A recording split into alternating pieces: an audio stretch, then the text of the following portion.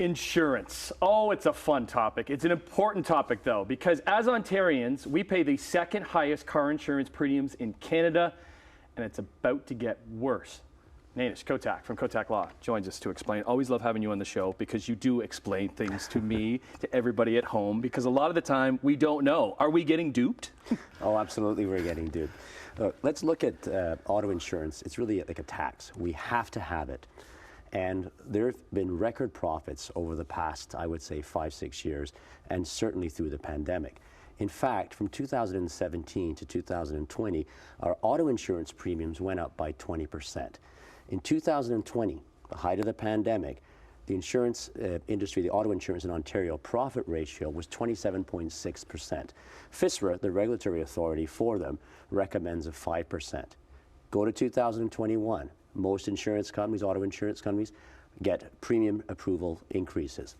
There's an article, in fact, from Canadian Underwriter, 2022, very recently, that says that for every $100 of premium collected, only $58.4 was paid out for claims.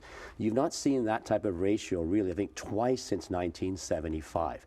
So, and in fact, studies, there's been independent studies, a study in 2020, Professor Fred Lazar of York University Schulich Institute said that Ontario residents have overpaid auto insurance between 2010 to 2017 by $5.98 billion. We've overpaid. What can we do? Okay, well, listen, there's a lot of things that can be done. First of all, you talk to your MPPs about it. A lot of them don't know what is happening, in fact. Shop around, get a better price if you can. Buy optional benefits. What they did is actually between 2010 and 2017, there were 17 cuts to our no-fault system. Those things that got cut, now you can buy them back very cheaply. Are they giving us those little crumbs with all this no-fault stuff? Because okay, yeah. then we're not asking as many questions because like, oh, we get a couple of no-faults, no-fault accidents. Well, let me explain how the auto insurance compensation system works very briefly. We have a two-tier system. We have our accident benefits that pays basic therapy, income replacement, maximum $400 a week. It's been that same amount since 1998, okay? Now, most people, they consider their injuries minor.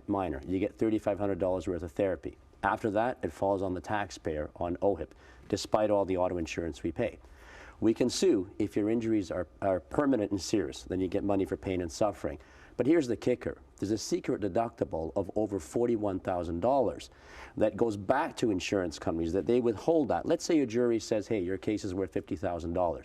You get less than $9,000 because the insurance company gets to keep it and the jury doesn't know. It's a secret deductible. There's something wrong with our system. Because so you can shop around, but they're only going to give you the rates that they're rates. The rates aren't drastically different from company to company. That's correct. We clearly overpay, and you can look at different regions, different cities. Arbitrarily, their rates are much higher than others. Sometimes that may be justified if you look at the accident rates. Often it's not. Often the stats are off, and it's not. What we do know here, the pandemic, in fact, was a windfall for auto insurance companies. They were offering these theoretical rebates in 2020.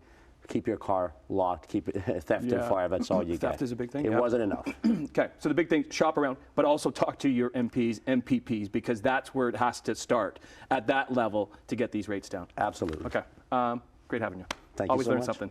Nainesh Kotak, Kotak Law. Hope you learned something too. We'll continue the learning on your Wednesday on Morning Live after this.